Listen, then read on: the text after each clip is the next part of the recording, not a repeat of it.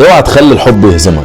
يعني ما تخليش الشخص اللي انت حبيته في يوم من الايام واديته كل حاجة وحاربت الدنيا علشانه بعد ما يسيبك ويبعد تتخنق او تتضايق او حياتك تتدمر او شغلك يقف او تبعد عن الناس اللي انت بتحبهم وهم بيحبوك. خليك عارف ان الناس اللي انت بتحبهم دول او هم بيحبوك مالهمش ذنب ان انت تبعد عنهم، مالهمش ذنب ان انت تنعزل تماما ما بين 4 حيطان علشان خاطر حب كان فاشل. كل اللي انا عايز اقوله لك احمد ربنا على اللي انت فيه ولو كان خيرا لبقى. يعني من الاخر كده ربنا ما بيجيبش الا الخير.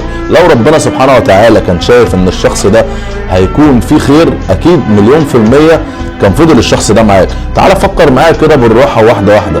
كان ممكن الشخص ده تحبه وبعد كده تخطبه وبعد كده تتجوزه وبعد كده تحصل ما بينكم مشاكل، ساعتها احساسك كان هيبقى ايه؟ ساعتها موقفك كان هيبقى عامل ازاي؟ يعني كل اللي انا عايز اقوله لك ما تحسبش الامور بدماغك، سيبها لرب العالمين وسيبها لربنا هو يدبرها لك. سلام.